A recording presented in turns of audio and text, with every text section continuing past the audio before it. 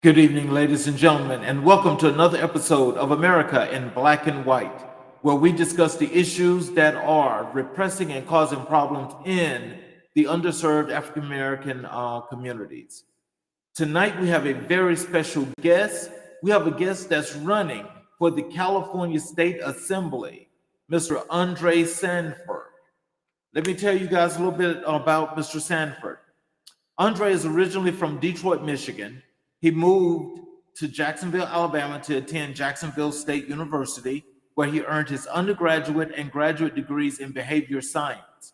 With over 9 years of experience in child welfare, mental health, and housing leadership, Andre is currently serving as the Housing and Homeless Prevention Program Manager for MNC Inspiring Success.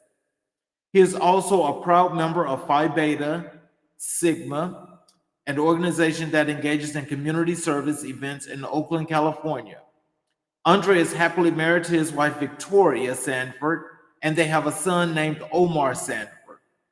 Andre's decision to run for California State Assembly District 18 was sparked by a traumatic event. His family was robbed at gunpoint in front of their apartment. His platform is focused on four key issues: safety, housing, education, and reparations. Andre is the first third-party candidate in California history to move to the general election, making his candidacy truly a historic moment. What you guys also need to know about Mr. Sandford is Mr. Sandford being one of the youngest people to also run for the California State Assembly is a person that's actually doing an enormous amount of things, more than just within the community, but he's trying to show that leadership to let the people know that he is somebody that they should be able to follow.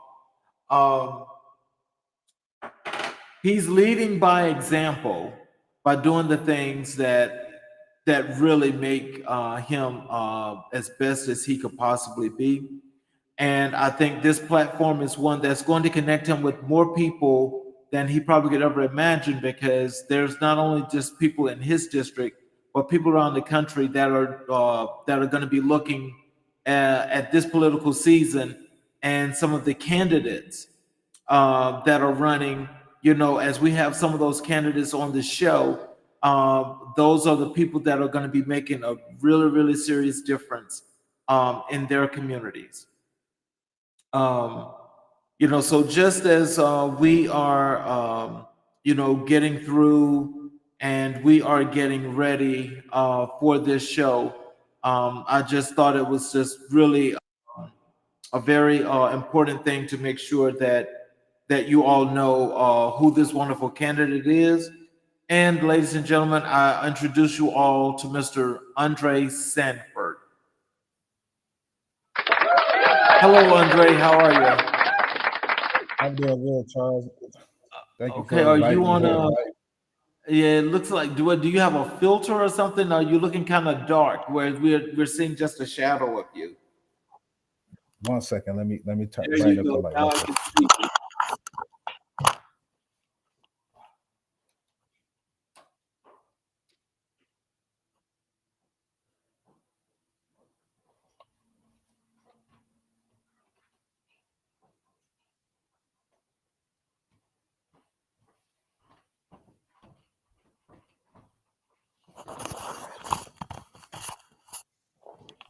There we go.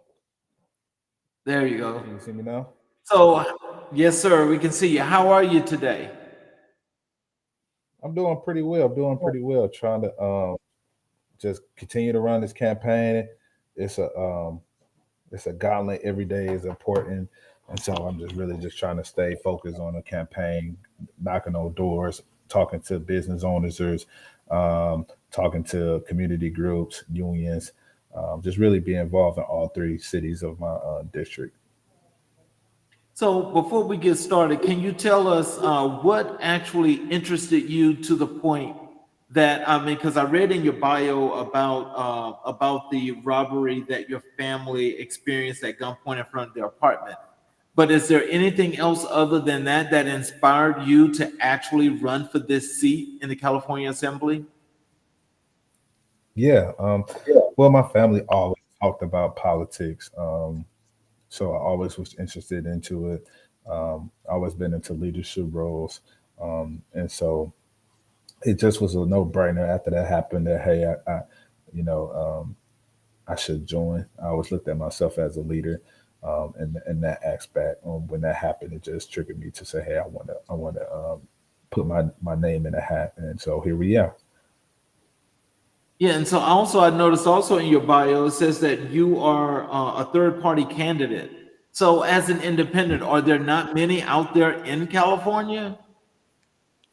Um, I believe there's a few of us in California that is third party candidates. So I'm a part of the American Independent Party.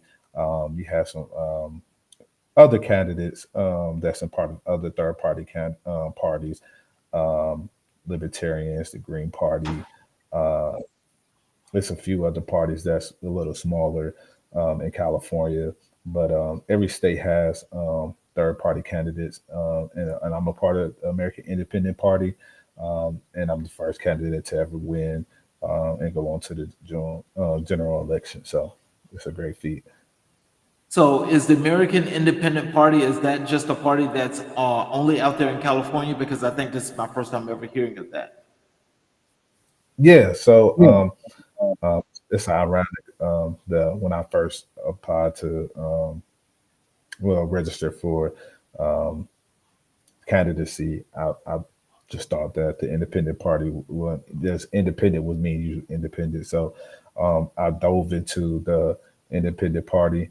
At first, I couldn't step back from it, and so it was ironic at the time that I joined that the party was doing some revamping with its alignment as far as um, not being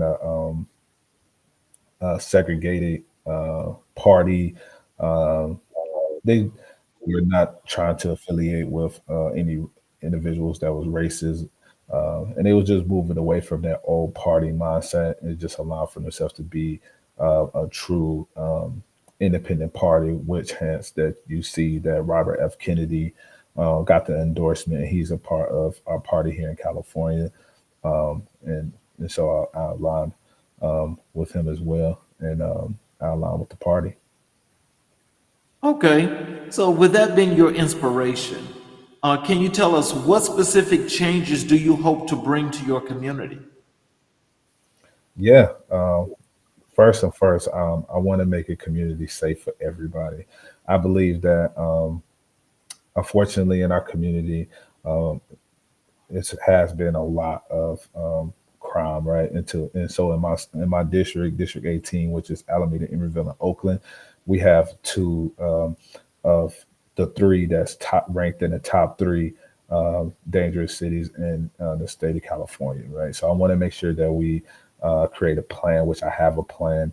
An assembly bill I will try to roll out. Well, I will roll out once I'm elected, so we can make it safe for everyone, right? And so within my plan, the first thing I'm tackling is sentencing. I want to make sure that sentencing is fair across the board. Honestly, I don't believe with rehabilitation, we don't need anyone that's in prison their first sentence longer than 15 years, right? If we truly rehabilitating someone, we don't need individuals to um, we don't need individuals that's an hour away from their family. Family need to be able to have parenting time, so we won't continue to have that cycle of children going into prisons. The standard of living in prison should be the same quality or better than where they at home, right? Because most people that go into prisons, we already know they come from low income homes, low income environments. So we shouldn't have someone going to urban get or a hyper ghetto, sorry, into a concentration camp, right? We want to rehabilitate them so they should have the standard of living. And also, all individuals that's in receiving rehabilitation should have employment. And with that employment, they will first be able to save money. Second, so when they return back into the community, they can obtain a house, they can take a car so they won't reoffend. The second thing they would do was pay child support, right? A lot of families are hurt with that. Fathers and mothers being, we want them to be able to send money back home to their families, um, and really be able to support. And the third thing, to be able to pay for their, we $75 billion in debt. Um, and we need to be cutting our deficit. And I believe that's a great way to be able to cut our deficit by ensuring that inmates contribute to my way. 1 second. Let me put Wow. Okay. my computer on the charger. I thought my computer was charged earlier. Sorry. Technical difficulties. 1 second.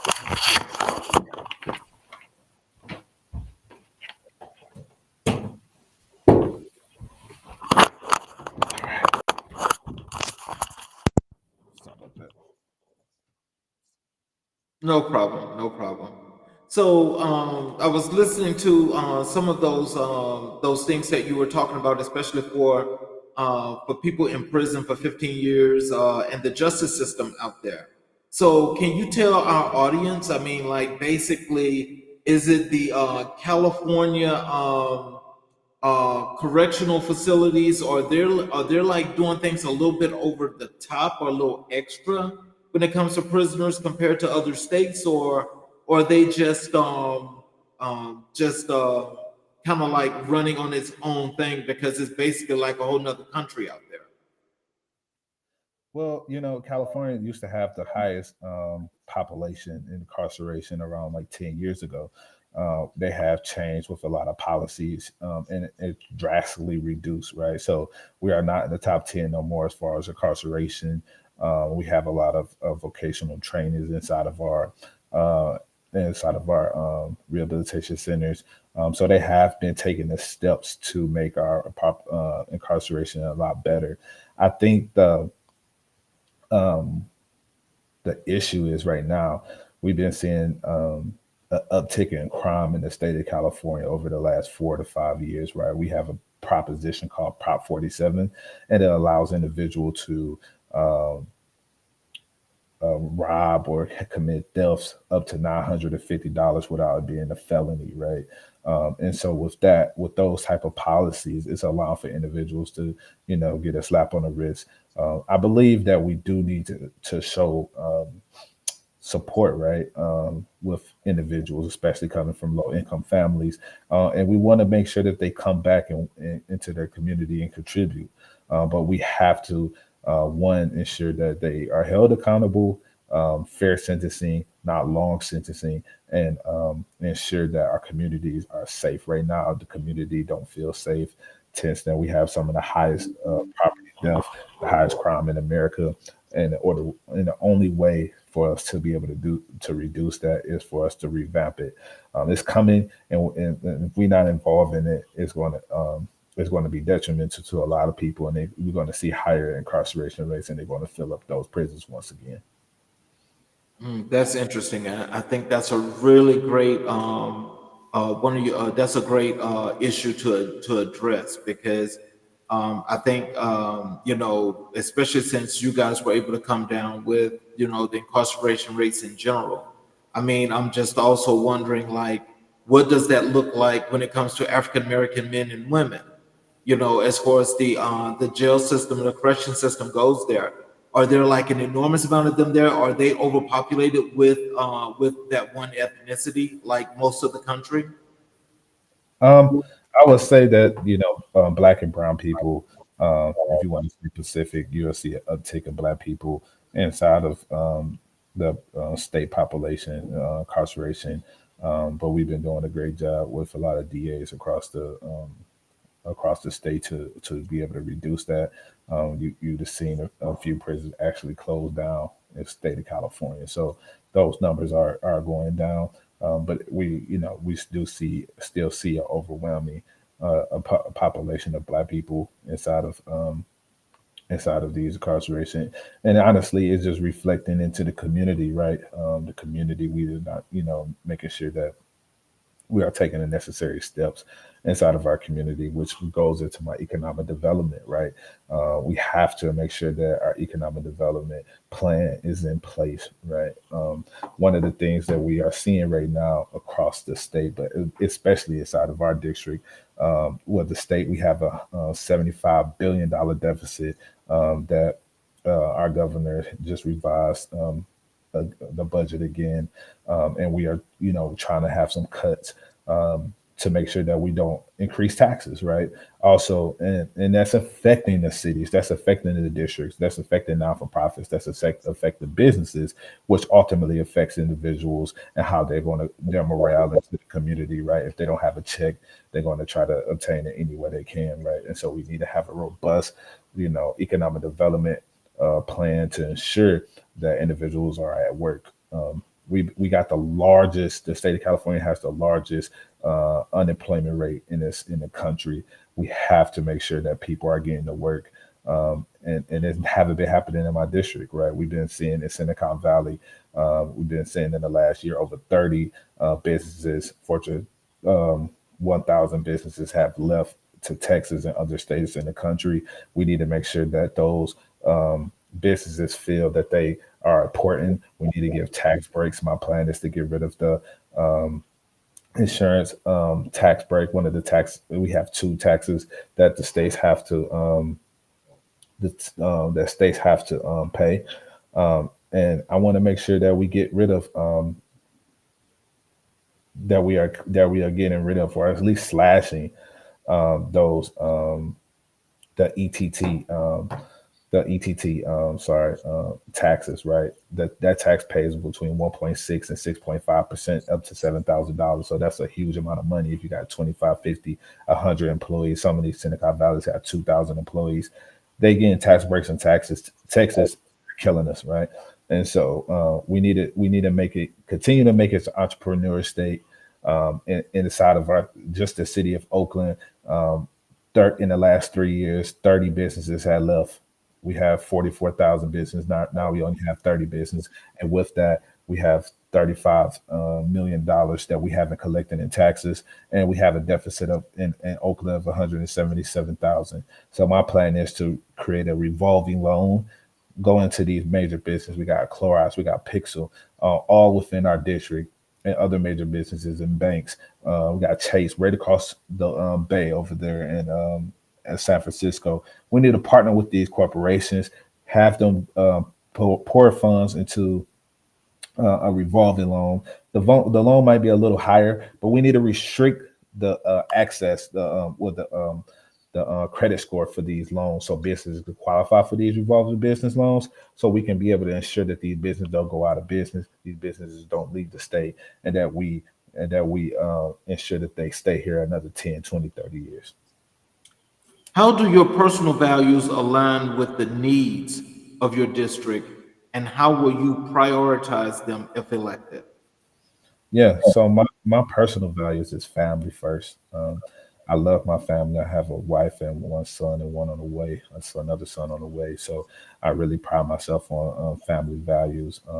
I had a strong granddad, a grandmother, a strong father and mother, and they really poured that into me to make sure that one, I'm taking care of my family, the household, that I'm working, that I'm making sure that the bills are paid, and making sure that we are, being a contributor to the community, right? We, taking care of our grass, we taking care of our homes first, and ensuring that we brighten up the community by helping others in the neighborhood, right? And so those are all my values. And then I'm definitely trying to pour that into this community. The love that I have for my family, I have for the community, and I just want to make sure that everyone in the community has those values and see that being reflected in our community. Well, I tell you, I could just imagine by being in an area, especially if it's more underserved than others, that resources have got to be short. And if I'm not mistaken, I think I remember hearing you saying something about keeping businesses there in those in your district, in your communities, and so forth. Can you tell me, have you gotten out to? Had you had the opportunity yet to speak with any of these business owners or businesses to tell them about your platform, what you're doing, and how you need them to stay and to grow? Yes, definitely, definitely. I've been going out to all the businesses in District 18. I'd have walked the beat in the primary, in the general election, and they've been telling me exactly what how they feel. Right. I had one business owner. They informed me of the break-ins that other businesses has been experiencing. They also been informing me of their struggle with obtaining loans, right, in the community, and how valuable that is, right? Another issue is some of these commercial properties, rent is too high, right?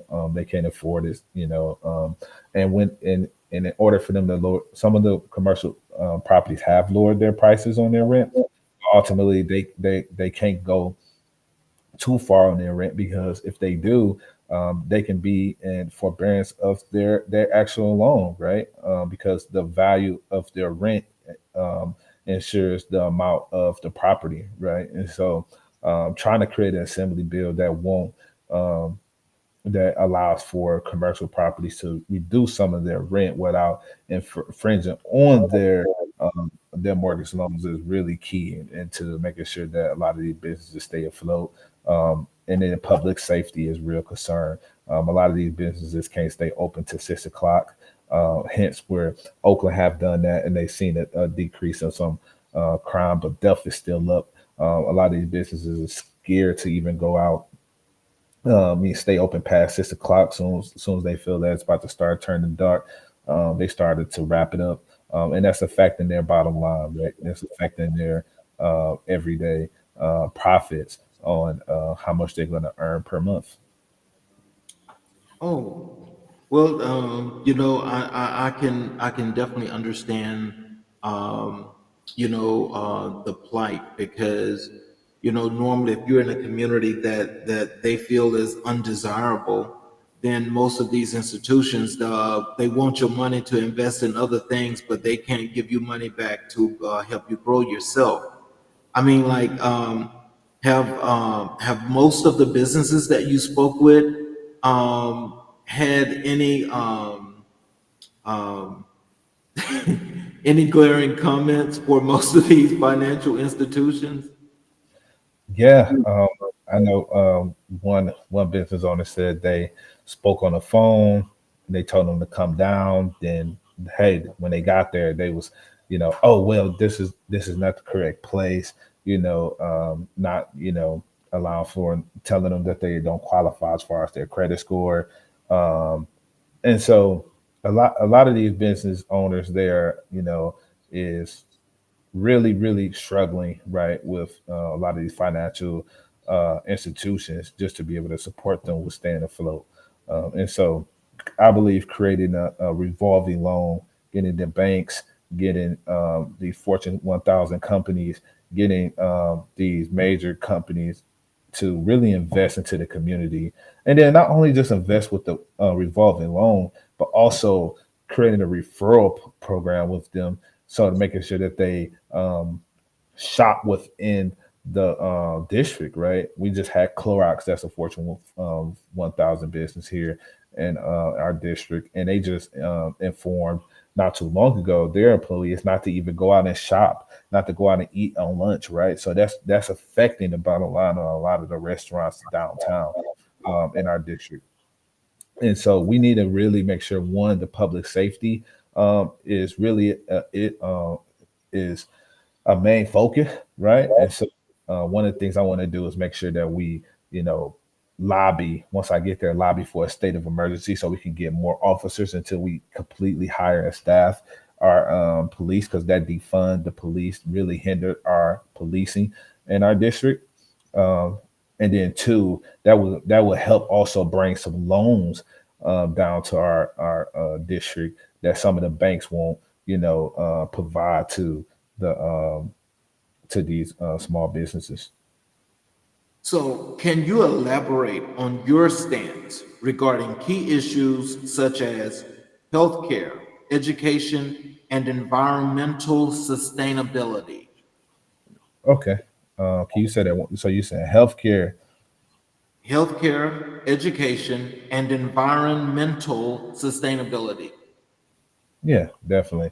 Um, District 18, the state of California, is really struggling right now as far as our healthcare plan, right? Um, we've seen it's 12 right now. We have 12 hospitals on the verge of closing.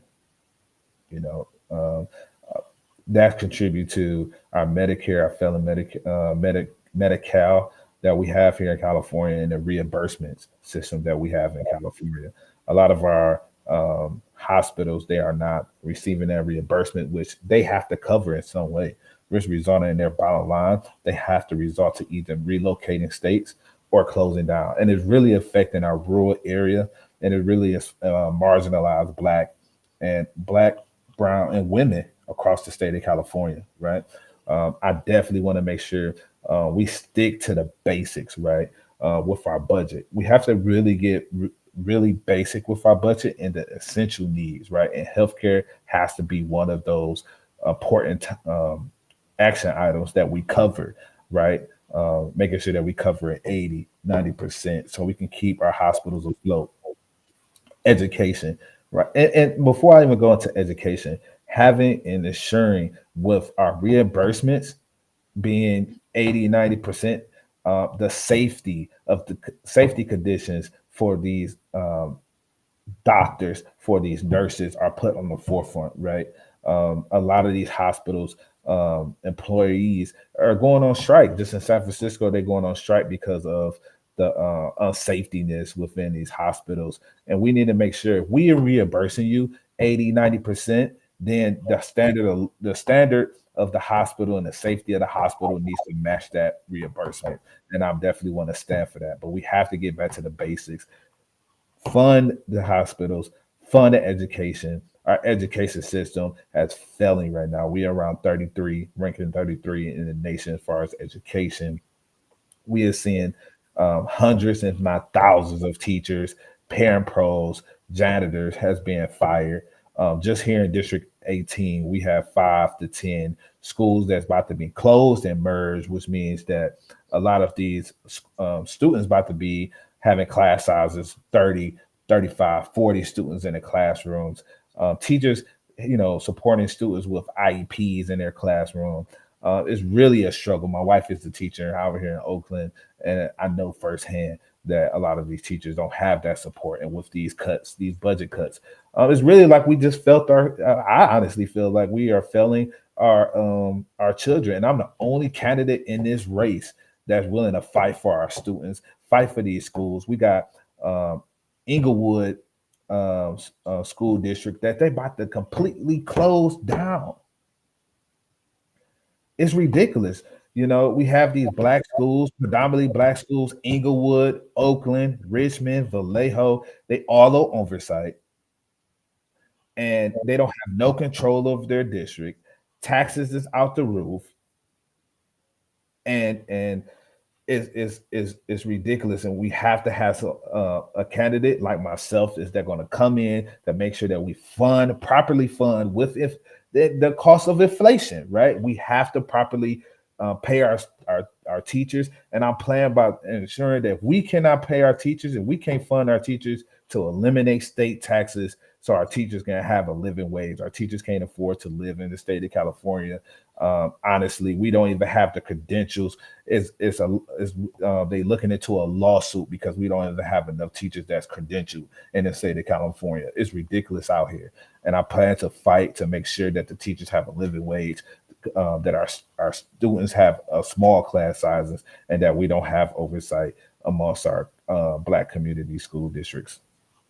So let me just, I got a couple of follow-up questions for you on this topic, because um, one thing, well, first before we get to that, as far as the environmental sustainability, I mean, like, can you tell me what is your stance on that? Yeah, definitely. Um, I believe that we have to have a robust plan, but we have to be able to measure it over time, right? Right now in California, gas is $5, $6 a gallon. It got up to high to $8 a gallon, right? I'm definitely want to make sure that we ensure that our environmental, as far as our oil rigs here in the state of California, are regulated, that we have the quality of gas, so that our air is not being polluted, that the drinking water is safe. But also, we need to make sure that we have the oil rigs available so the gas can go down. It killing us at the plant. Also, I want to make sure that we are looking into all inventions and to all aspects to make sure that we can reduce these.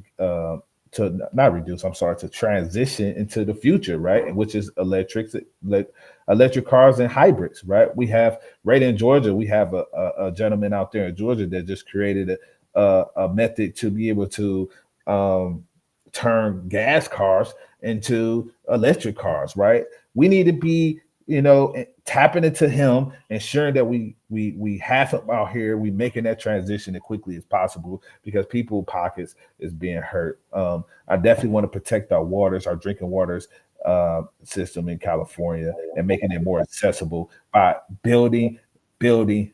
We need to be able to collect these rain waters. We've been losing a lot of water. We had some of the most rain water in the history in California in the last 10 years, right?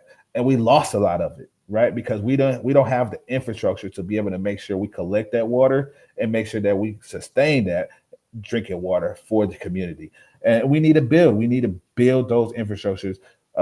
We need to build these dams so we can make sure that we hold the water inside of our state, and I have to go and tap into other states outside of the state of California and employ people. We have the workers here. Let's employ them. Let's put them to work so we can be able to ensure that we have water and viable situation in the state of California. Now, my follow up on is I'm going back. I'm going to work reverse with the environmental sustainability. The thing that surprised me more than anything is that with California and all the resources that are out there, I found it appalling, for one, that there was a water issue problem to where people couldn't use water or what didn't have access to water. And what I'm trying to understand, and I know that it happens in different regions of the country, but with California having to get water from Colorado, how could that possibly be that with the whole Pacific Ocean there, that you guys have nothing in place that could filter the water for the people to use? Yeah. And so we have a couple filters that just rolled out, right? The state just approved the ability to be able to use toilet water, um, filter the toilet water and reuse it, and clean fresh water. Some people oppose it, some people is for it. We do have the ability to be able to extract the salt out of the salt water out of the Pacific Ocean. I don't think that's a resource that people tend to want to jump in initially. But California has suffered a drought, right? We've been seeing some of the biggest droughts in California history. I remember going to Russian River in in Marin County, and I mean the water levels were so low that in some parts we had to get out and walk, right? And if you ever see Russian River is a river that flows. It has a lot of water, but it was ridiculous, right? And so we have to do better by collecting the water and really protecting our environment, and making sure that we don't leave an imprint inside of our state. But we have to collect this water, right? And we have to be wise about how we utilize our water, right? We have a lot of farmers. California is the largest. It's the state that produced the largest amount of agriculture in our country, right? If you go to Central Valley, they producing corn, watermelon, strawberries, everything inside of Central Valley. They have dairy, cows, everything. Is amazing how much our farmers really work for our country and our state. And they need those resources. They need that water to be able to ensure that America is eating. And the only way we're able to do that is to build dams and then build streams so those streams can flow into the cities and that we don't have to rely on other states to be able to provide water to our farmers, our citizens. Well, what about the storms and the frequency and the in-depthness now of the storms that are impacting you guys out there on the Pacific Coast? I mean, like with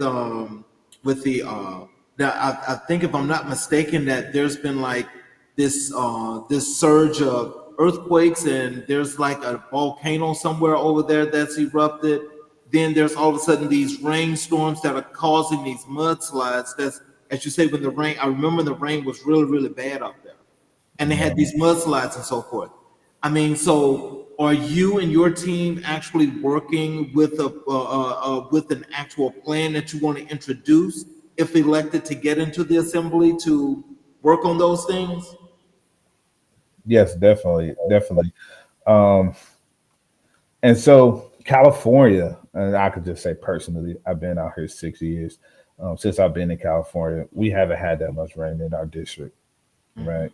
And I know the whole state of California, but since I've been out here, we haven't had that much rain. I've probably seen it rain the first 4.5, 5 years, probably 4 or 5 times. That's how much rain it was. It probably like one full of rain a year, right?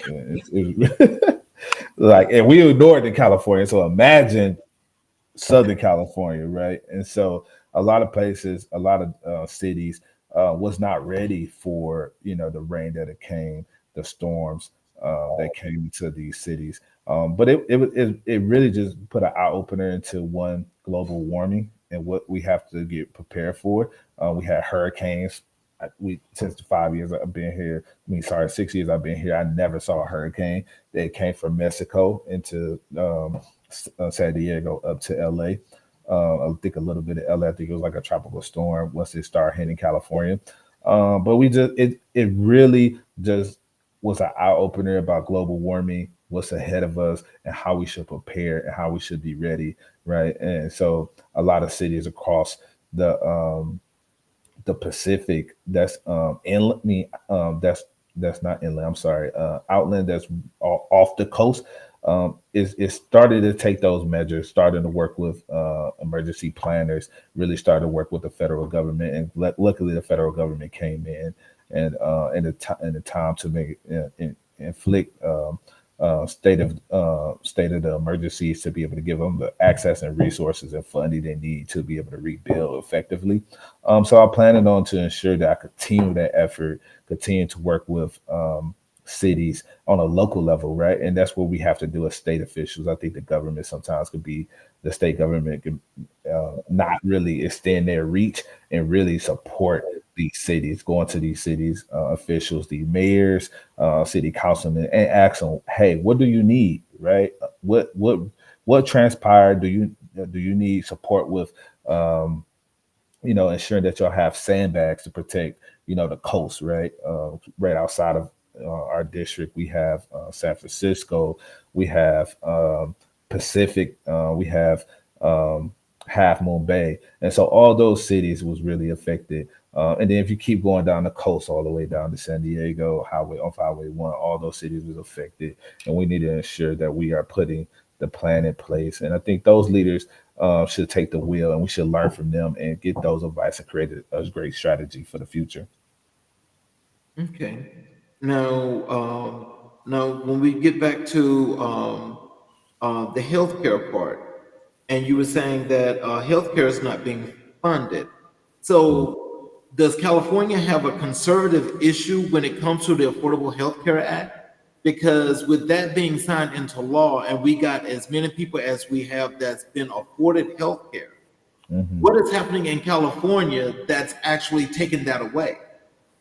Yeah. So I think California is a big state, right? We have the largest population in the country, right? And so Affordable Healthcare Act really affected the state of California, and we ensure that everyone is have healthcare, right? In our state of California, and so I think that really that really in hindsight had put a hold on our state budget, right? We just attempted to put forth a Cal Care plan to do um, where the Cal Care plan will ensure that everyone in the state of California will have a plan. It's like pretty much like a universal health care, like Canada and other countries in Europe. But it didn't pass, right? It was a lot of issues with that plan. The oversight wouldn't allow for the state to have oversight of it. Um, the real issue was the reimbursement. You know, with the Cal Care plan, they will pretty much regulate the reimbursement funding of it, and which would entice a lot of these hospitals to belly up and leave, right? And so with the competition, with the other states saying, "Hey, we can take Kaiser, we can take Sutter Health away from you," right? Um, a lot of those assembly members just couldn't risk it at that point, right? And that's not even include like the wait times or what have you. But I think that with the exhausting number of individuals that's inside of our state, that's coming inside of our state, really have exhausted our budget and foreseeing that budget, right? If we say that, hey, we're going to spend $4 billion, $5 billion on our healthcare budget, but we had increased the amount of individuals that was going to be on our Medi-Cal. And then on top of that, with inflation, that really, and hindered our hospitals to put out reports. Outside of our district in Berkeley, Sutter Health stated that in 2020 and 2030 they have to shut down, which will be exhaust our Sutter Health that's in and that's in Oakland, that's inside of our district, because Berkeley is right on the border of our district, right? And so we seeing the effects of the amount of people that we are supported with Medi-Cal, and we really need to ensure that we have a plan to reduce our not reduce our the people that's on there, but to ensure that we have a balanced budget with our healthcare, right? So I understand you want to increase the healthcare and the number of people that get the healthcare. And if I'm not mistaken, because I remember reading the story about Medi-Cal, and Medi-Cal was actually put in place supposedly when the Affordable Health Care Act was passed, that made healthcare affordable, to make it that much more affordable for people, especially out in California, because the cost of living is so high. Hmm. But that is why I'm asking the question, is that, for when you get into office, because it kind of looks like that there's a conservative approach that's still trying to poach and keep people off of healthcare, which is why these hospitals are complaining about funding. And they're complaining about funding is because they're not allowed to raise the prices like they used to. And so I think that is the reason why they're closing. Or is there something else that I'm missing in that formula? Right. So just to recap on your question, you said that um, the reason why they are closing is because individuals are not allowed to receive health care, and Those hospitals don't want to treat their patients at the affordable price for the Affordable Health Care Act, which is basically federal law that covers each and every state. And so you got some states that take that conservative approach, that they find a way to circumvent the law and kick people off of healthcare anyway. And so Mhm. it sounds like out there in California, because there are so many hospitals that are closing, they're closing because they are refusing to do what the law says they have to do. That's why Mhm. they're moving to other states. Yeah. That's my take. So Yeah. I mean, tell me if I did I miss anything there? I mean that's definitely what definitely what's going on. Definitely, you seeing individuals that hospitals that just with that's exactly what it is. The reimbursement, what I've been saying before, the reimbursement for them is not meeting their bottom line, and so they're saying, hey, we can't continue to be able to take this funding. Affordable Health Care Act mandates that you treat everybody, and you take everybody, And so with that, a lot of businesses say, hey, we're going to leave, right? And so it's definitely, I mean, and affordable healthcare is across um, the country, right? Everybody has it. Is I mean, it's on law, right? But the reimbursements, the amount of money they're being reimbursed, is different per state, and due to the amount of individuals we have on Medicare, they are able to negotiate, right? So the MOs, that's the pretty much the MOs is the medical middleman between the Medicare, um, the hospital, and the individual, right? And so the state, informs the MOs of how much money they're going to get per year per for supplying it, right? So each region has their own MO, right? And so when they go into negotiate it, the MO saying, hey, we can give you for if you guys saying $700 for to treat this surgery, give and take, we can only give you 500 of it, right? And so over time, you keep only getting 70% of your funding. How is you going to cover that, right? You're going to have to reduce, and then on top of that, you have to have you have staffing issues. Individuals want increase in the wage. We had COVID, a surge where we had to hire a lot of staff member, increase a lot of salaries, the cost of living, the inflation, and so they're covering so much. They're covering the maintenance of these facilities. They are covering the procedures. They're covering salaries. They're covering the safety and the procedures. They're covering everything, right? And so these hospitals, in order for them not to belly up, they have to make sure that they're just so they won't belly up. Some of them are leaving. Some are belly up. I think in LA, MLK bellied up, right?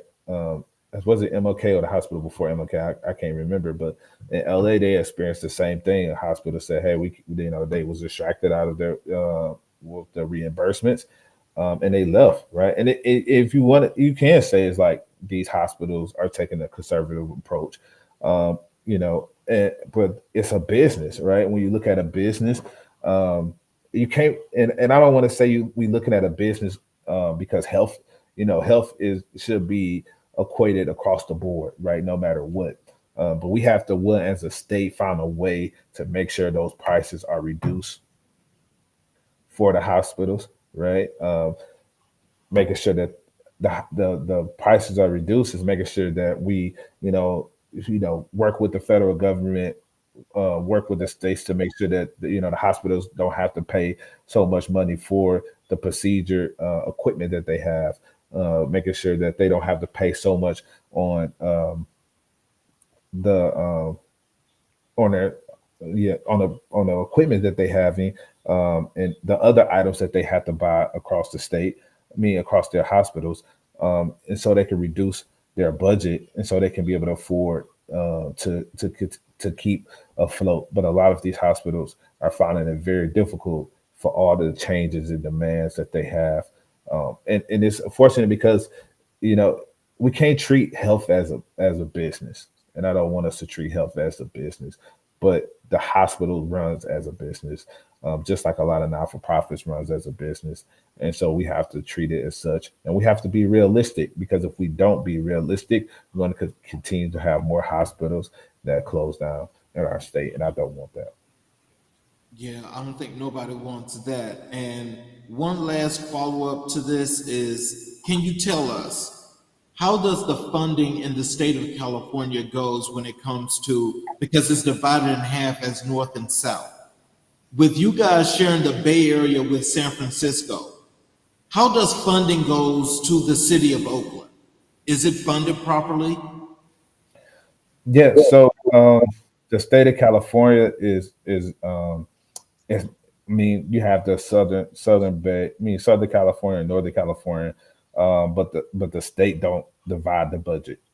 It's one state budget that the governor approves for the entire state of California, and so the funding is allocated appropriately, depending on your population and the need of your city and district, and the state assembly along with the Senate. Their role is, and what my role is as a would be as state assembly, will be able to decrease taxes to support with managing the state budget, and then also and so with that, I will also lobby for community businesses, for corporations, and also citizens for funding for various resources we need inside of our district. And so that's how the state budget works. And then how we foresee it is off of taxes, right? And so the money generated from the state is based off of the employment training tax, the ETT, um, and then also the employment insurance, the UI, and so that's where we get our funding. And then we also get funding from federal government as well, um, and so and then it dispersed the funding accordingly within various departments. You have the education department, you have the public safety department, you have the transportation department, agriculture department, and they disperse it. And then they also have RFPs um, that provide resources to non-for-profits. Right now, the city of Oakland is in a $177 million deficit. That's inside of our district. Then we have Emeryville that's in a $4 million deficit, which I believe they should be able to manage without increasing taxes. Um, but Oakland, we are in a deficit due to businesses, um, and due to businesses not paying their taxes, and then to the public safety um, as a whole. So it's a lot of collective reasons in why we are in a deficit, but we have to ensure that we balance our budget in the next couple of years. And that's it. And by balancing it, we're going to have to make some tough decisions, right? That nobody want to make, right? And with that, that's going to be employment being cut. You seeing that right now in the city. They are talking about cutting employers. You're going to see schools being closed. You're going to be seeing teachers being fired. You're going to see cuts at every level, from state to city, from state district to city, across, because of the failed policies, and not being able to foresee this big deficit, right? It's $75 billion, right? We should have said somebody firing the alarm, and I'm the only candidate in this race right now, District 18, that will sound that alarm ahead of time. I've been sounding that alarm that it was coming, and I plan to make sure that we one, make the tough decisions um, with the cuts. Two, we have a plan to make sure that not only that we are making those cuts, but we are trying to make sure that individual that is being cut, they have a lifeline, so they won't go. Um, so they have a lifeline, so they won't not be able to, rejoin the community, right, in a different capacity. We need to make sure that we are informing the individual agencies, businesses, and community members of different avenues of way and streams of making money and staying afloat, whatever advocacy is. And two, making sure that we stay on top of our budget and our spending, and then we also is continue to save our rainy day fund. They're in the process of trying to remove our rainy day fund that kept us afloat during COVID, and I think that would be a dumb idea. I definitely want to keep that rainy day fund, because that's what kept us afloat during COVID. And that's what's allowing us to not be able to increase taxes because of that rainy day fund. We are taking funding from that rainy day fund, and I think that's going to be the only lifeline that keeps the state of California from going deeper in debt. Well, see, that's kind of like what my point was, is because you guys share the Bay Area with San Francisco. None of those things are happening in San Francisco. That's happening in Oakland because Hmm. it's detrimental. When you go to the South, none of those issues are happening in San Diego like they're happening in Los Angeles, which is connecting the dot of Los Angeles and Oakland, not having all of its resources or what funding should be to keep those cities thriving and moving in a positive direction. Because it seems like to me, and so again, just make sure you help me out. is that between Los Angeles and Oakland, you have a higher population of Black and brown people, where you don't have that in either San Diego or San Francisco, which allows for a different cause. Mhm. Does that sound about right? You know, I want to say that,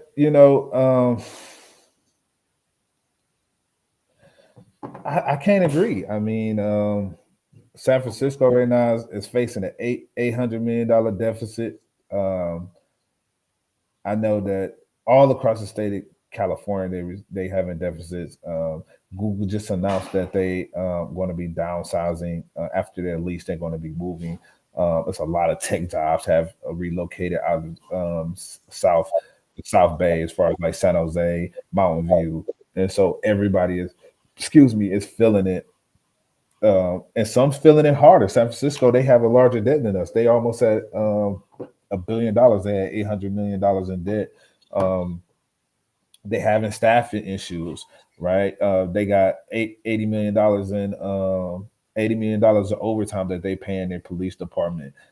We got $35 million. I mean, their population is higher than ours. We have over 400,000 people. They have over 800,000 people. I think all the major cities in the state of California, if I'm not mistaken, is going through a little upside, and everybody needs leaders inside of their cities, inside of their districts, inside of the state assembly, inside of the Senate, that's willing to work together, and also in the governor's seat, that's willing to work together to make these tough decisions so we can get out of this crisis that we are in, and make sure that everybody balances the books and make California that state again where the land of opportunity and entrepreneurship. What strategies do you propose to address homelessness and affordable housing challenges within your region? Yeah, that's a great question. I think the first thing I would do um, for affordable housing is with SB 423.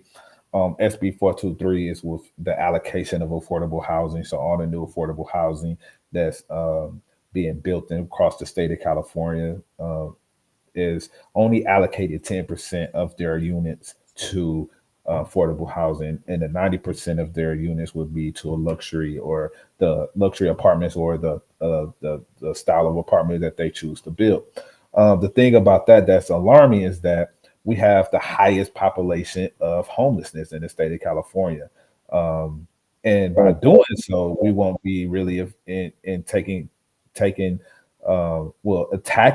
and try to reduce that population of homelessness in the state of California. I believe we need to we reduced it from 50 to 100%. I think it was too high, right? It really costs a lot of money. That really did needed to change because it do cost a lot of money to build homes. I mean, build apartments in the state of California. You got high building permits. You have environmental lawsuits that are going to happen. You have impact fees for every unit, and it's per unit, right? And so is really affecting the cost of living, the cost of building. So 50 to 100% of apartment unit, a property owner is going to say, hey, this. And that's why you're seeing the low building in the state of California. Percent is too low. We need to focus on 30% allocation to affordable housing, allowing for property owners to have 80% of the unit, and then that way they'll be able to receive a profit in a reasonable time, 12 to 15 years, being able to receive a profit. I believe is reasonable. Um, but having it to 10%, that's ridiculous. The next step, what I would do is start working on middle class Americans. It costs upwards right now over $200,000 to live in the Bay Area, give and take of where you at, and that's ridiculous. It costs over $900,000 to buy a home, medium standard, buy a home in Oakland, California, right? In District 18, it costs $900,000. That's the minimum home that was sold in this year, right? And so I just had a letter. It was a home just sold in my neighborhood for $1.6 million, right? And so we really have to make sure that middle class Americans can buy a home again.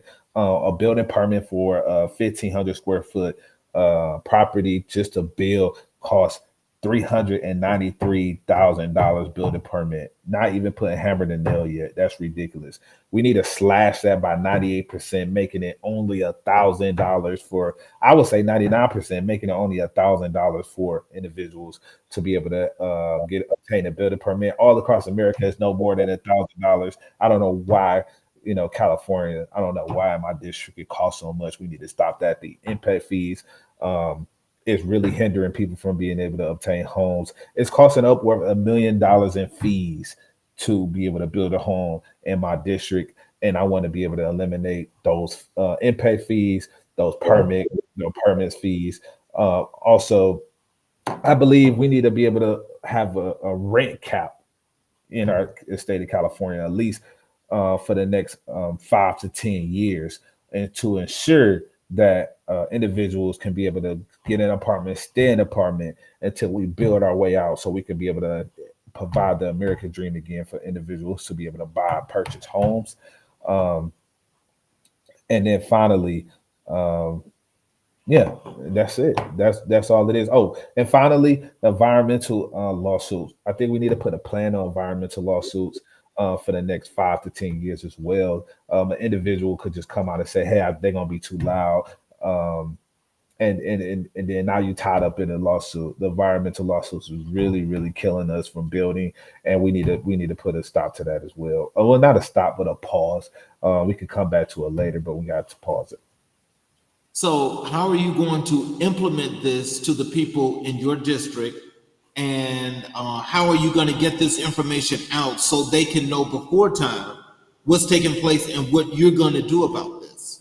Yeah, so I conducted town hall meetings, and I want to continue to conduct those town hall meetings to allow for individuals to come out and hear my plan, um, and so they can know exactly what I plan on doing. And then I also can get support, right? I think a lot of times individuals think, hey, we're going to go to get a guy elected. He's going to go up there. He's going to write these assembly bills, and then poof, it's going to happen, right? Our current my current colleague who holds the position right now, I believe she only has 6 bills that have been passed since her whole tenure since 2021, right? So what that tells me, we really need to have that support. We really need to have that support from the community and to build that morale across the state of California, so we can push these assembly bills to the finish line and on the governor's desk. So we can get a little bit more in depth about an issue that we discussed earlier. How do you plan to support small businesses and stimulate economic growth in your district? Yeah. So my plan to be able to support small businesses is about 2 ways, right? Well, 3 ways. One, the first thing, you can't have a society unless the city is safe, right? We have to make sure the city is safe downtown. We need to make sure the city is safe, um, not just downtown, all across the districts. The second thing, because we all see if people is not feeling safe, they're not going to shop, they're not going to go out, they're not going to spend dollars, and we need for them to feel safe and comfortable spending dollars instead of going elsewhere across the state of California. The second thing I want to do is create a revolving loan with businesses, corporate and major businesses and banks, so they can pour into a loan, and that cycle could continue to go, and and we can continue to ensure that businesses have that lifeline so they can be able to continue to function. The third would be to ensure that we have a referral process, right? A lot of times, our businesses are not meeting their quota for their bottom line per month is just because they don't have that resources outside into the community, right? They don't have that foot traffic. They got social media, but they don't have that big following. And right. And so the way we're going to be able to do that is by having everybody together, all the businesses working together to make sure everybody business is thriving. So, having those meetups with businesses so they can talk about their businesses, so they can share out about their businesses, so other business leaders can learn about their business, so they can share about their businesses. And then we could, while customers coming in, talking to them and saying, hey, I really like this dress, but, and then they see their husband right there. He's just feeling in his thumbs, right? He not doing anything. We could say, hey, right down the street, I have a gentleman shop that he has some nice clothes. Maybe you want to go check that out right after this, or maybe while your wife continue to shop here, he could go down the street and be able to shop with them, right? And then vice versa, right? Or I know, right down the street is a good smoothie shop you want to go check out. So we have to have that referral process within businesses to be able to make sure that businesses are thriving. So Have you been able to establish a really good working relationship with your local district office of the SBA? um, I've been in communication with the SBA, um, but I'm continuing to work with all the chambers, and I want to continue to make sure that they know who I am, and I want to be able to earn their endorsement and their support, if that not anything else. Okay. What measures will you take to ensure transparency and accountability in government operations? Yeah, I honestly like the idea from Robert F. Kennedy the third by putting everything on the chain on the blocks. I think that just having the data accessible 24 hours a day about our spending, about our funds is needed, right? We are seeing some reports that's been coming out on about spending across the state of California with our nonprofits, um, and trying to hold them accountable. I think it needs to be live, to be streaming live, so all citizens can sound the alarm when they're seeing dollars not spent correctly, um, and and and and really be able to hold people accountable. I think it's no other way for us to do it, if unless we have it streaming 24 hours, 7 days out the week, um, a day. That's the only way we're gonna do it.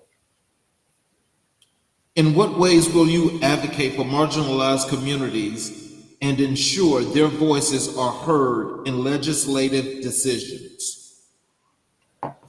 Definitely, as being a black man in this race, I definitely feel that um, we seeing that minorities in the state of California. And I mean, we are a minority. Just state the facts that black people in the state of California is a minority, um, all across the state, and we have limited access to our voice, right? And ensuring that one, we having those town hall meetings. I'm hearing from my peers and saying, hey, you know,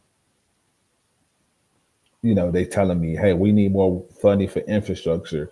We need more funding for schools in our district.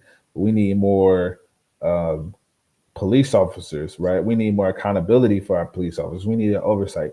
Me listening to them, me taking that back to my peers in Sacramento and advocating for them is the way that minorities will be heard through me as a minority, especially as a black man, a minority, and in all levels in the state and in the country. I think that it would definitely go hand in hand with my candidacy and my approach and making sure that minorities have a voice inside of legislation.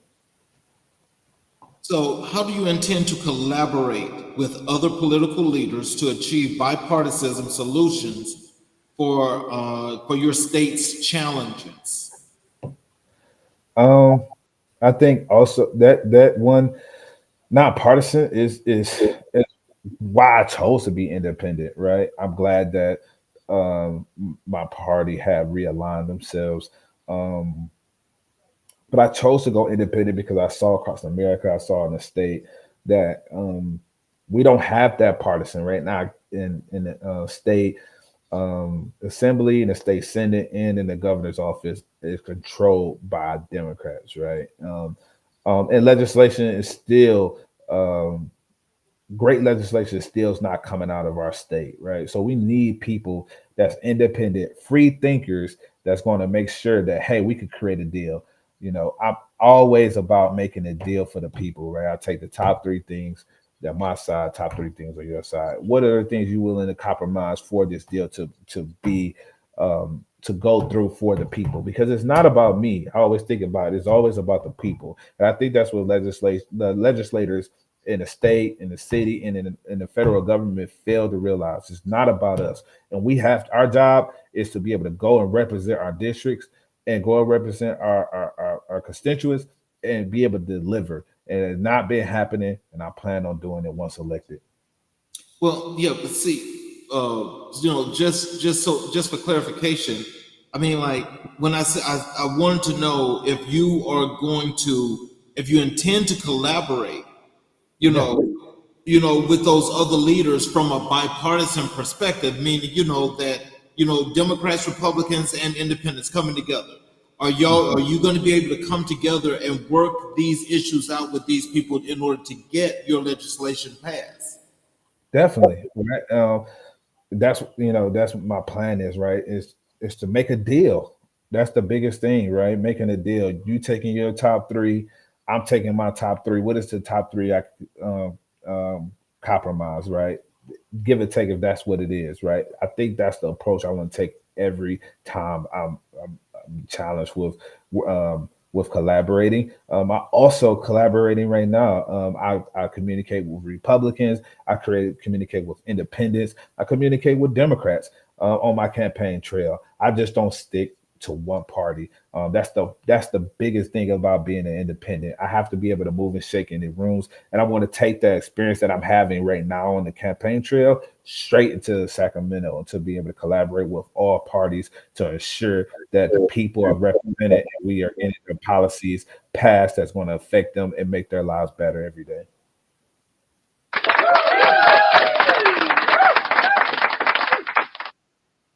What steps will you take to address public safety concerns and promote community policing initiatives? Definitely. First thing I want to do is with public safety concerns is getting rid of Prop 47, right? The safety concerns, these small businesses, Prop 47 allows up to $950. We also have a proposition that allows for individuals to be able to rob someone with a gun, and if it's not loaded, that gun charge can get dropped, right? And so a lot of people are scared. Like, hey, they're telling me they pointed a gun. There's no bullet in the chamber. There's no bullet in the magazine. The gun charge dropped, right? And they're going home, right? We need to be able to hold people accountable and rehabilitate them in the fashion that I spoke of earlier with true rehabilitation. But we have to hold people accountable. We don't need higher sentencing. We don't need extreme sentencing. We just need a few years on minor cases, up to 15 years, I believe, and in serious cases, so people can go back home. We need to be able to ensure that we're working with the community, right? And going old school, making sure that we have these community watch programs back into the community, making sure people really communicating with the police officers. Um, because I always tell people it's not just the police, right? It's us as well. And then also getting rid of the Mumford Act, right? The Mumford Act was racist when it was implemented, and so the Mumford Act prevents individuals be able to open carry. We already had it where it was illegal to be able to conceal carry. The Supreme Court in New York, they ruled that it was illegal, so we can conceal carry. But we have so many legislators that's infringing on our Second Amendment right. And I'm hearing outside. I just heard today that an individual was assaulted at the lake, and that young people was assaulted at the lake with a gun. And we are not able to obtain CCWs, right? And so we can't be able to protect ourselves in a blink of an eye. And then the police is taking 2 hours to get there because we defunded the police. I have to be able to get elected so we can, one, fund the police. Well, by funding the police, we can balance our budgets because, like I said earlier, we in Oakland right now, and in our district is paying so much money in overtime. It's ridiculous. Across the state, San Diego, $80 million. Oakland, San Francisco, $80 million. LA, $50 million a year. A year. That's ridiculous. If we staff people, the overtime will reduce. We have better equipped and staff, not overworked. that they have a fresh mind. They go home to their families. They're getting that reset, and they're able to go back into the community and effectively affect change in a positive way. And those will be the steps that I take to make sure that our community is safe. And then also finally is making sure our schools is safe. The police have to be more involved in our school system, in a positive way, and expanding our police system. I think what we did was we took away for our police and we poured funding out in not for profits. We need to be able to expand our police, be able to find social workers in our police system, community leaders in our police system, and then that'll allow for the community to actually feel involved, to actually know these police officers, to actually be able to be one with the police and trust the police system and not separate it. When we defunded the police and put more funding into elsewhere to these other programs, what we did was we further separated ourselves from the police instead of coming together. And I want to be able to unify our communities and be able to employ those programs inside of the police system. I want to ask you a follow-up question on that because I've noticed that you have the really strong belief in the police department. Mhm. How have you been able to bridge that divide with your community and the police? Have you actually had a sit down with the police and the community and talk about some issues to be solved, or how did that work, or is that happening? Yeah. So I mean, in my time, I was able to work with some great leaders in the police system and also into corrections. Right. I used to um, and and with that, with my time working in the police system with those great leaders, I think that it allowed me to have a little trust. But I did go to school in Alabama. I went to Jacksonville State University. I did go live in Georgia. I lived in Atlanta, right? And I lived in Stockbridge in South Atlanta, and I experienced, police brutality, and I've seen how police officers can be really detrimental to black and brown people, especially myself, and so my view on the police is if we do not engage in the police, if we are not involved with the police, it's going to continue in a way we are seeing all over the TV, right? If we saying, hey, we don't want police, what's going to happen is what happened in Oakland. The crime is going to go up. We're still going to say we don't like the police, and we are not going to get anywhere. Changing that narrative is the only way we're going to do it by being positive and working with them aggressively, supporting them, showing that we need them because we are a lot of the business owners, a lot of the homeowners, a lot of the renters, a lot of the people around our district. They want the police. When they get robbed, they call the police. When the business get broken, they call the police. When a car gets built and robbed, they call the police. The police time is being shortened, but we need to show them that we care about them. We need them. They are putting their lives on the line. All officers are not bad. I ran into a lot of great officers, right? Um, and they have a really tough job. They're experiencing some times where people are trying to shoot them, they try to kill them, and they're putting their life on the line to make sure we are safe, and they're risking their life and risking their time with being with their families overall. And so I want to thank them for all what they have done for our community, and separate them from the bad apples. We have to separate them from the bad police officers and ensure that we are continuing to work with them to identify those bad police officers, and separating them. Okay, because I mean, like, so I mean, so is that plan still that you're gonna have like a moment with your community where they're gonna sit down and have chats with the police to get this trust and learn more about them? Definitely, definitely. Over the time, I'm definitely going to be ensuring that we have those times to meet with the police, and not just and I think a lot of it is not just being inside of a room. Mhm. We got to meet the people where they at, right? And so we need, my plan is to be doing town halls all across the district and the community, right? No building, no wall. We going to parks. We're going to the liquor stores, right? Meet us at the liquor store. Meet us at, outside the liquor store. We got a table. We're going to talk with the police officer. We got some problems. Let's talk. Meet us at the park. Meet us at, we got to meet people where they're at if we're going to be able to change the narrative. I hear you. How will you prioritize funding for infrastructure development and transportation improvements within your district? Yeah, and that's a huge issue, right?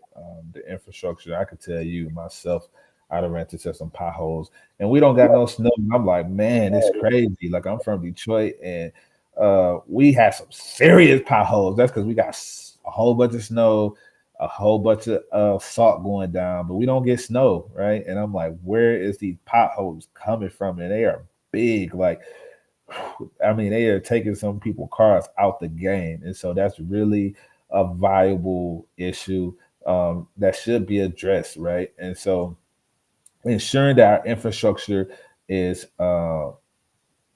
handled correctly, right? I don't think one of the infrastructure we are trying to build is this light rail between LA and San Francisco, and it's costing us a lot of money. We are asking the federal government to pour in money for that. I think it's a great idea. We want to be on a global stage with China. China has some of the fastest uh, light rails in the world, right? But we don't have the funding right now. The federal government is funding two wars right now. Um, well, pretty much three, trying to come back. The Haiti situation, we are poor funding Israel and Ukraine, right?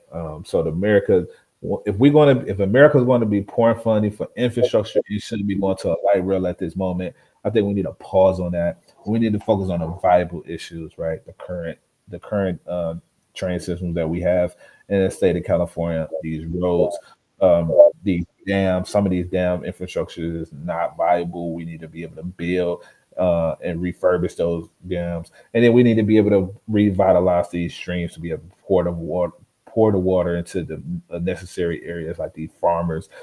They are paying some of the highest amount of money in water. If you want to know why a lot of your groceries is so high, it's because of the water. They have to pay so much in water bills, and I know our water bill at home is high in California, right? We are paying some of the most extreme water bills in the country. These farmers is paying that, and we need to be able to reduce that and help them out. And so, really, just building our way out of it, pouring the funding, and making our budget and government smaller so we can be able to really focus on the things that need to be funded. Okay, and earlier we were talking about the climate change situation.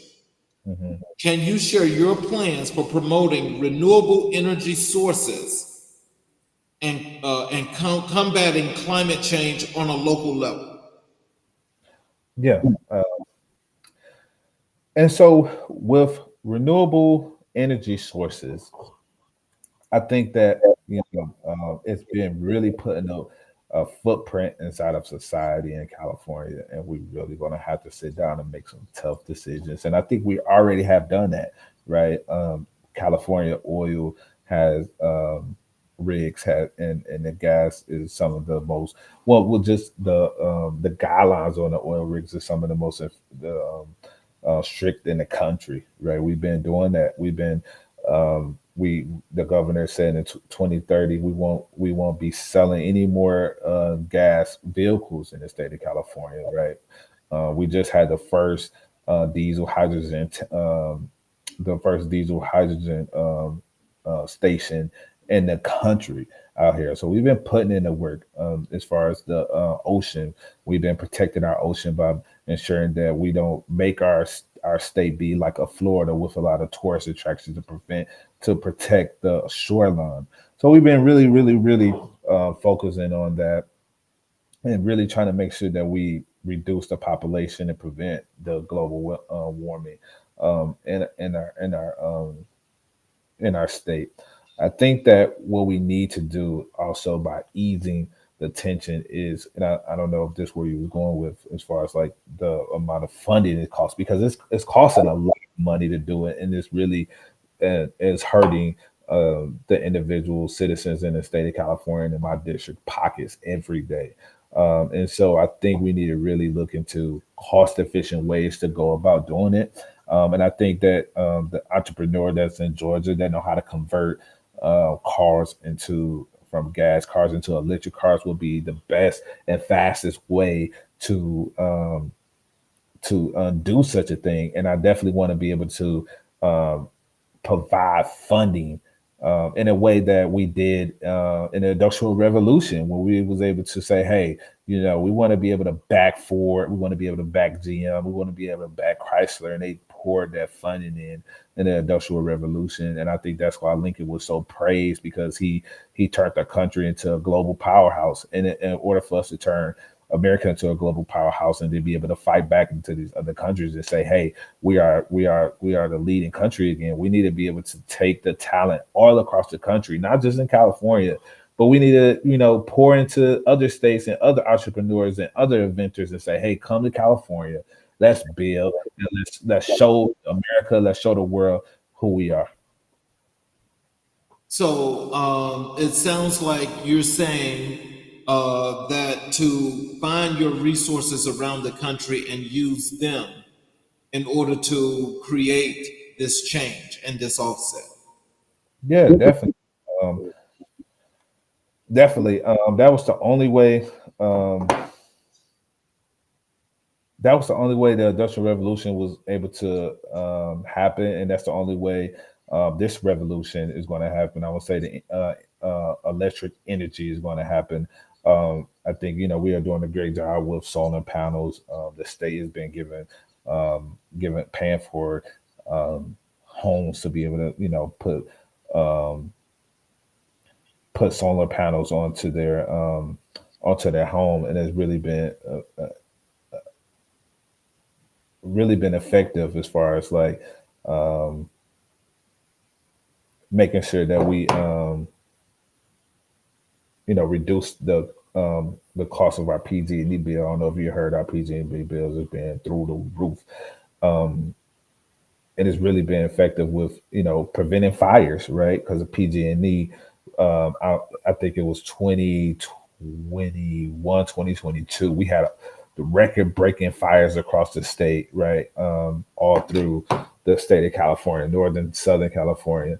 And so these powers is really doing a lot to be able to stop the fire, stop the pollution, the burning. It's putting really a harsh footprint into our air population and into our environment, right? And so we need to make sure that we are continue to aggressively put panels on the homes and preventing our uses of the wireless that's across the Bay Area. And then also, as far as our gas, we need to be able to convert these cars from gas to electric. People can't afford to buy. The average citizen in California can't afford to go buy a new car.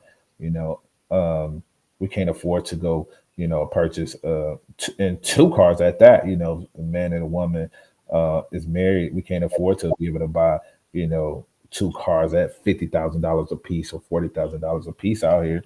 And so we need to be able to think and strategize about how we're going to do it. And I think by converting it and the reduced price, we'll definitely make sure that we can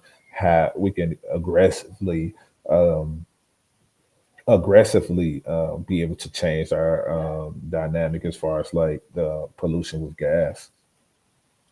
What initiatives do you propose to improve access to quality health care and mental health services for residents? Yeah. With healthcare, I definitely believe the initiative to be able to increase the reimbursement is on the forefront. We have to create a plan. I think um, uh, um, Cal Care is a great idea. We just have to be able to strategize, and I plan to do that. I believe universal health care is essential. And I think the only way we're going to do that is we have to make our government smaller so we can be able to, um, with funding, right? Because California, we fund a lot of programming in the state of California, and we need to be able to strategize about where we plan our funding first, right? I believe in if we don't take care of home first, we can't go outside and take care of the other things. And so created a plan to ensure an assembly bill to ensure that one and everybody has access to health care. Um, and the funding will come from the state budget. Also, it will come from sponsor companies that will support our now bill that will allow for individuals to be for immigrants to be to receive health care. I believe that we need if the immigrants is coming to America to work, we need. Let me ask you. Let me ask you something to kind of like, so we can actually directly focus on, the initiatives.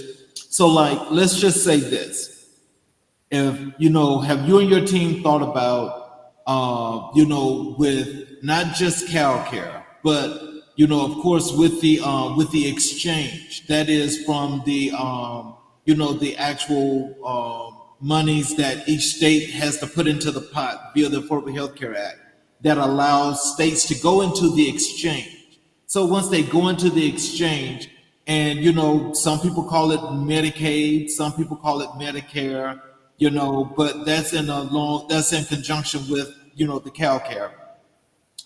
Have you and your team thought about maybe in what this exchange is supposed to be? Because as you mentioned, you guys are the largest state in the union. And so you guys provide more money back to the federal government than any other state. Okay. Definitely. And so with you guys going into that exchange for the Medicaid, Medicare program and creating Cal Care, if they work together in conjunction, since you guys are in the exchange, wouldn't that make it a whole lot easier for the healthcare of each and every individual? In order to receive healthcare and not have to worry about a bill.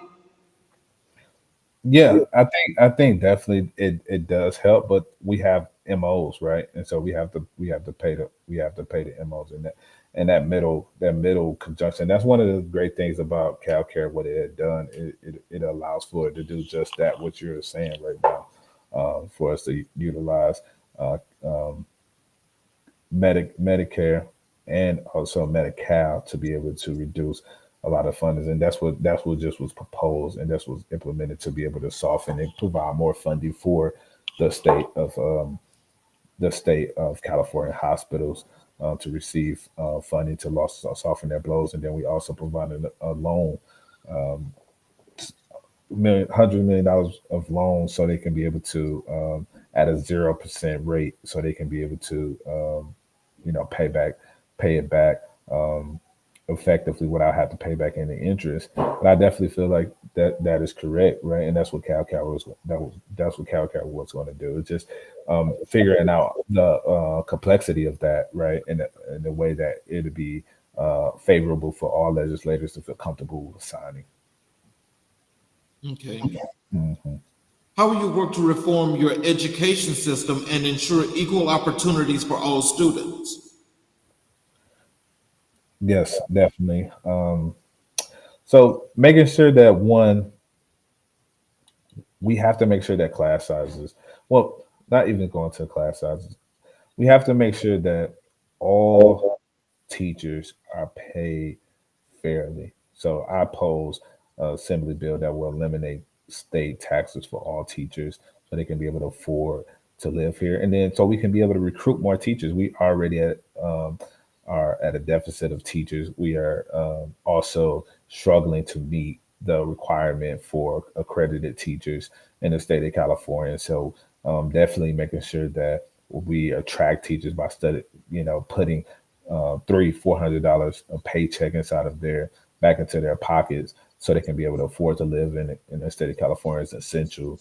The next step is to make sure that we recruit students. I think the biggest conversation is that a lot of students are staying home and uh, they're being taught at home, right? They got a lot of online schooling that you have to compete with. Not just charter schools now; it's online schooling, right? A lot of kids are saying, "Hey, I don't feel comfortable a lot of parents that don't feel comfortable. So we need to ensure that parents are comfortable enough to bring their kids to public schools. And a plan by doing that is to ensure that one, class sizes are smaller. We need to make sure that there's only 15 to 17 students in a class, that we are funding our schools officially, um, and ensuring that they have the adequate resources in every school, not just in privileged neighborhoods, but in every schools, right? And that's why we need leaders that's going to stand up to say, "Hey, we're going to fund a budget," right? When we are making that, and that's one of the roles that I'll be responsible for is allocating, being responsible for supporting and managing the budget. Is for me saying, "Hey, I don't agree with not fully funding our our school system," right? And then I would say with ensuring that the oversight of our school districts is appropriate, and that we have the adequate superintendents, state superintendents that's going to be running our school system to make the appropriate decisions, and then following up, right? As state leaders, we have to make sure that we following up with visiting schools.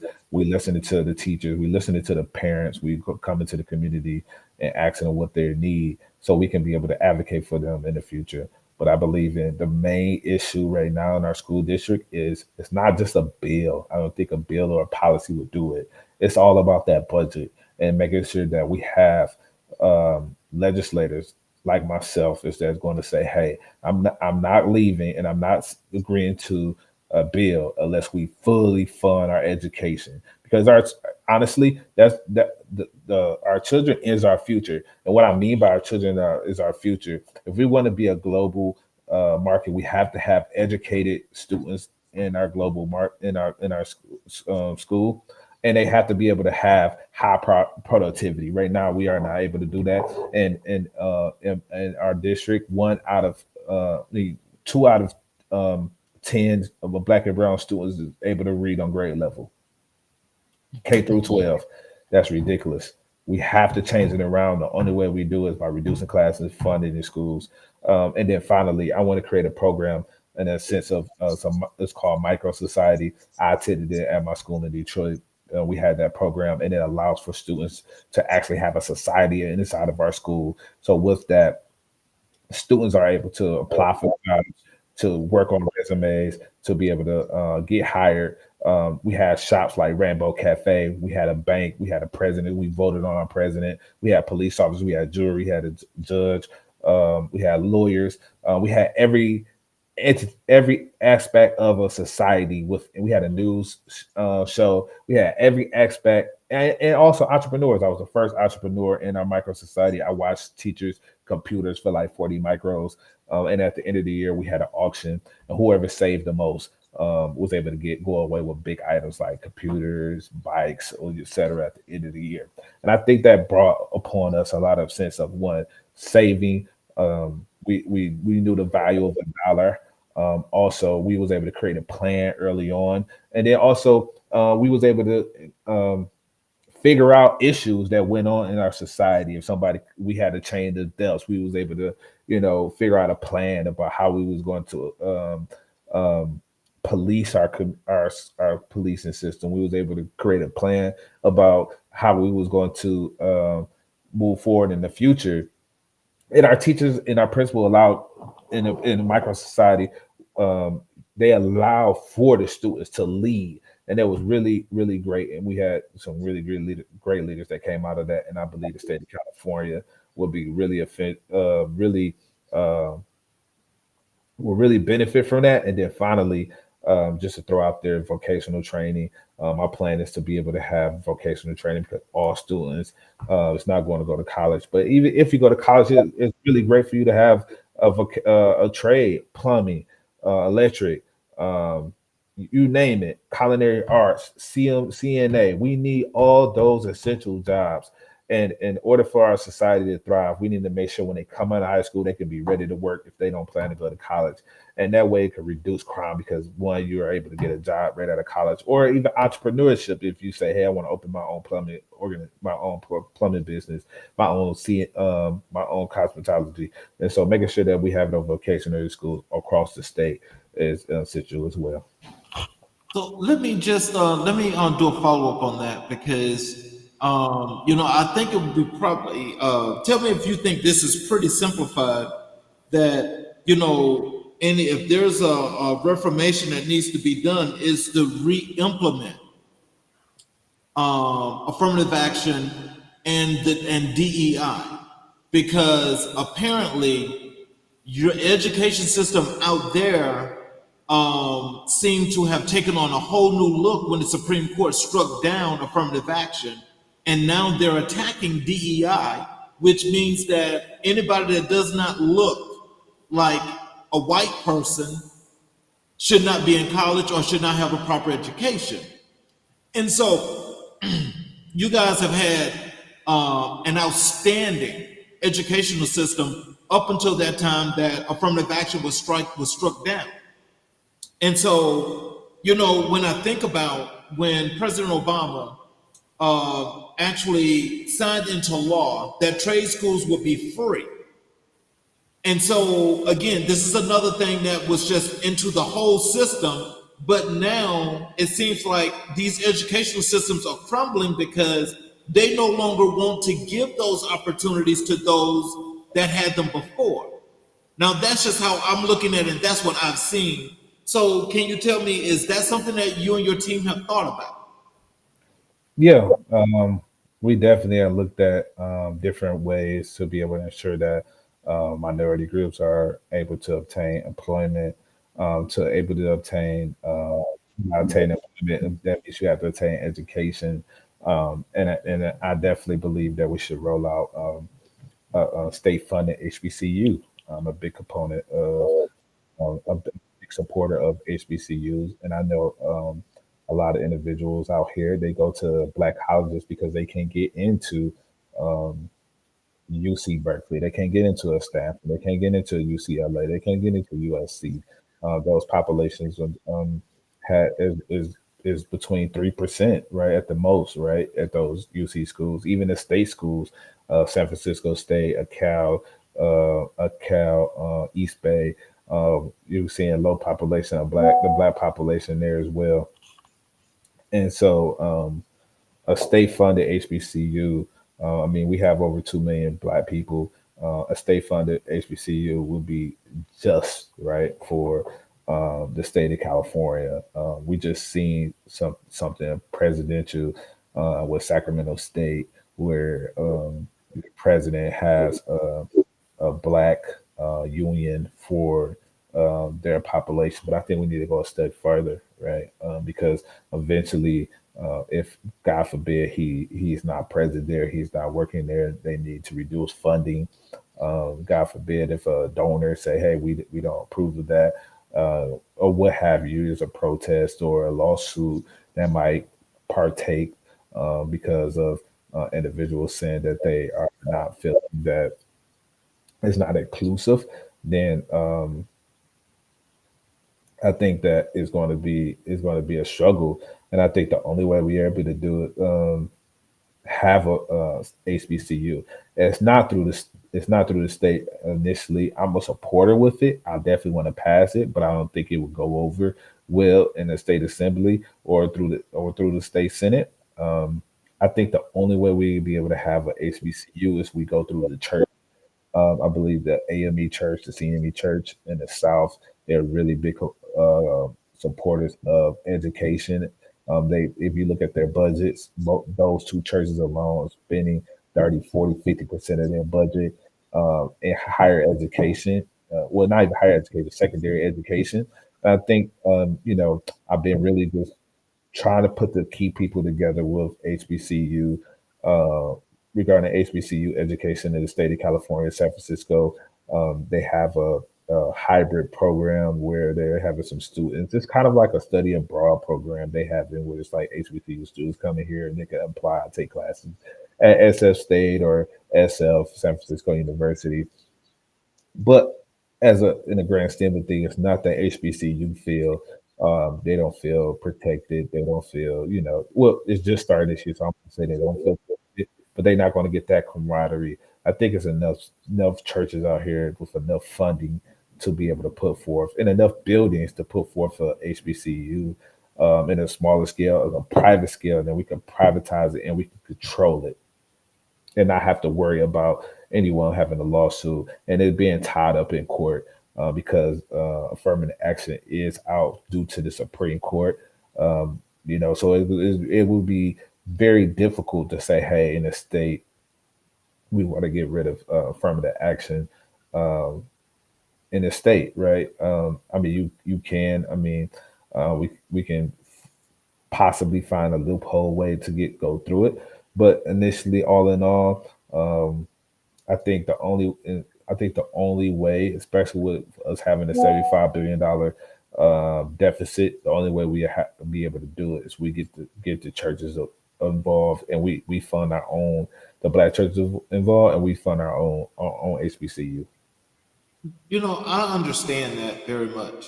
And, and I know that this is probably an issue that you and your team are probably going to have to work a long time at. But, I mean, if my tax dollars are paying into the education system, but you got schools like USC and UCLA that are trying to keep me out, and it's national news for what they did, and nobody was held accountable for the actions of them attacking the students, them locking students out the school, and just refusing to actually teach them. So I think that's something that needs to kind of like, that's one of the things that I know that's going to be pretty big, but it's not just out in California. That's all over the country. And so again, like I said, the whole country is unraveling because we have a justice system that's showing is rearing its ugly head. And it is saying this one thing. If you are not a white person, you are not going to get the opportunity that you deserve. You're not going to get it. And so I think that's a problem on its own. And that's something that I think not just for you that's getting ready to come into the California Assembly, but I think for many people that are running for all these many different seats around the country have got to address this issue and they've got to face it head on. That's going to be a tough issue for you. I know it is. But I just wanted to ask that question because, it's important to just think about that. How do you think your constituents feel like, that since they're paying tax dollars like everybody else, but they're not afforded their same opportunity? Yeah, definitely. I honestly, I'm really as an advocate for a state HBCU. I think that would solve the issue because I know that let's just be frank, right? You trying to go into UC Berkeley, they out of undergrad, they want a 3.9 GPA. You want to go into USC, they want a 3.8 GPA. You want to go to UCLA, they want a 3.9 GPA. You want to go to majority of schools in California, they want a 3.0 or up, and that's just at the state level, right? And then once you go into the UCs, UC Davis, and all these other schools, they want 3.4s, 3.5s, 3.6, etc. Right? And so we got our black population and our brown population. They growing up in urban ghettos. I mean, not urban ghettos, but hyper ghettos. I don't keep saying urban ghettos, but hyper ghettos, where we're just seeing that a lot of these schools are being closed down. They packed in schools. If they not packed in schools, they don't have the resources. Um, and so what happens there is that these individuals can't compete on the level to get into the schools. And some of these schools are, saying that, hey, the SAT scores might not, count as much, or, we might let you do a letter to help support you from getting into some of these schools. But ultimately, a lot of these individuals, not because they can't compete, right?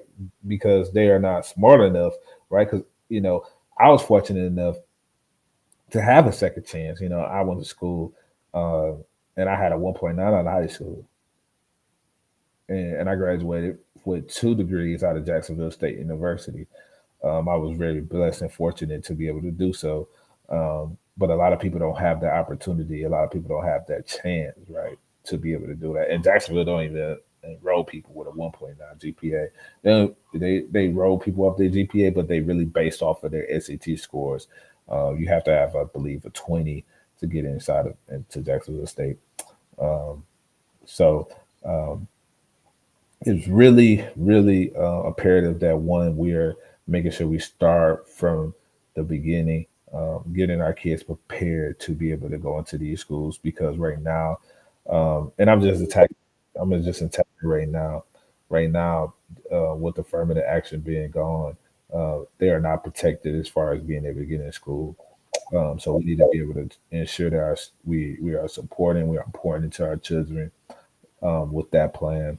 And I'm planning on making sure that I continue to be in these schools and ensuring that I'm, providing some type of resources or some type of training for these kids so they can be able to compete on that level. The second thing we need to make sure that we do for as far as competing, as far as affirmative action concerned, is help me on the state level with fighting back, right? Being able to find, different avenues for our black students and brown students to be able to enter into these schools. And if not enter into these schools, be able to find schools outside of the state of California and then transfer in or find the different ways as far as community college. In California, community college is free up to next year, right? So a lot of individual students may have benefited on going to community college first and then transferring into a 4 year college. And that's a great avenue initially at first. So hopefully I'll be able to vote to expand that free, education at community college, ensure that they have that support and get ready to compete so they can be able to go into a Cal or UC or even state level schools. And then when that time comes, on a federal level, when they be able to reverse the affirmative action, being ready on the state level, because California was the first state in the union to be able to get rid of the affirmative action, is to say, hey, I want to reverse affirmative action to make sure that we are able to, you know, right the harm that happened to our community and continue to happen to our community and give them opportunity so the next generation can be able to be on the playing field. But to be, because affirmative action was only for the last 50 years in general and then last that long in California. But even with us lasting as long as they did, and then they also gave extension to it in the federal league because it wasn't supposed to never last forever. Uh, the data did show that we actually came out of that hole and that harm that was done to our community as far as the education. And so making sure that we hold our constituents accountable to making sure that they have that education is key. Okay, what specific policies do you support to protect and preserve our natural resources and wildlife habitats? Yeah, I think that federally, as far as the state of California, a lot of our national resources, our national forces is funded through the federal government. Um, so you got Yosemite National Forest. You have a lot of national forest and wildlife that is protected through the federal government. So a lot of our wildlife is supported by federal dollars, but I definitely continue just to aid our federal government as appropriately as we can in protecting our wildlife. But that's more of a federal issue. Okay. What measures will you take to address racial inequality and promote social justice in your community? Yeah, um, I think that's a huge question, right? Racial injustice. I mean, because that happens everywhere as far as black, white, woman, um,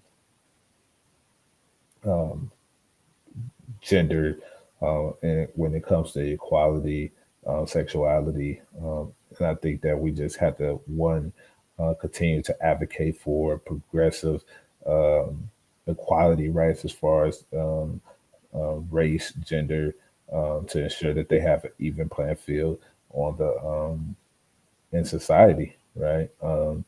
And I think one of the real issue right now in California is employment. I think a lot of the black community don't feel protected at their employment, especially in Silicon Valley. and just making sure that they are protected, right? And I think one of the things about making sure that they are protected is ensuring that they have funding to be able to create black-owned corporations, right? Silicon Valley don't have enough black-owned corporations, and that's the huge issue.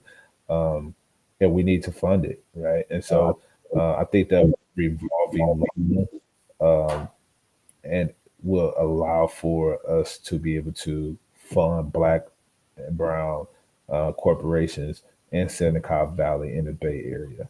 But that would be the true um, way we could do it. So providing grants, providing funding to black entrepreneurs so they could be able to build um, businesses and corporations inside of Silicon Valley that competes with all the other corporations. We have Robert Smith. He's one of the big black billionaires that's in America, and he has a, a office here in San Francisco and in Oakland. I believe it's 1111 Broadway Street. That's where he's located. But I believe that's like the only black billionaire in Silicon Valley. I might be mistaken, but I think that's the only black billionaire in Silicon Valley. We need more. We need more black entrepreneurs in tech. He's a tech business entrepreneur, and we need to be able to support them. Okay. So where can voters find more information about your policy proposals and campaign events? Yeah, you can go on my website at www. Dot Andre Andre Sanford Sandford for assembly.com. Okay. And so if people wanted to contact you and ask you questions or to get information from you, is that also the same place where they should go, or is there another contact? Definitely, you can go on my website and I have my contact information. I have my email. My email is Andre Sanford for assembly at gmail.com. And then my phone number is right there below as well, 510-299-8459. And if you call me anytime, I'll be able to answer and support you.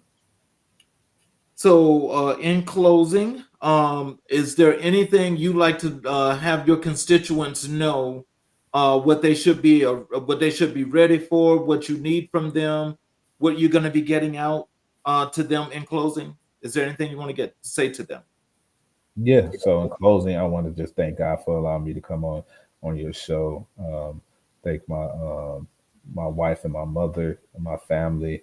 Um, and I just want to be able to just thank everybody who came on the show today to hear from me. I really appreciate you from listening out. And then I definitely need support because the campaign is not free. I've been funding my campaign 100% on my own. Um, well, not 100%. I've been having some grassroots donors, but I definitely need donors to continue this campaign. We need to be able to buy signs. We need to be able to pay for texting. We need to be able to pay for campaign ads and media boosting on all social platforms. So I definitely need you to donate 5, 10, 20, 30, 50, $100 or more if you can. And if you would like to do a reoccurring once a month, whatever your donation, whatever how big or small it is. And if you can't donate at this time, I know how hard it is in America right now in California. And so definitely just appreciate your support. Go follow me on my social media. Go visit my website, and I greatly appreciate you all. Well, ladies and gentlemen, you've just heard Mr. Andre Sanford give you guys his platform. We are supporting him, and we need all of the support to ensure that this young man wins that seat in District 18 in the California Assembly. That's Please right. follow him. Please vote when you need to vote, ladies and gentlemen. Do not wait around and just think about it or whatever have you. Go You vote. know, Please remember that. vote. Yes. November 5th. Yeah, but actually, it's November the 5th, but October the 7th, the absentee ballots will be mailed out to all of my district members. So October the 7th, that's when the date of election starts. So once the absentee ballot come in, vote Andre Sandford. Vote Andre Sandford. If you go in on day of election, vote Andre Sandford.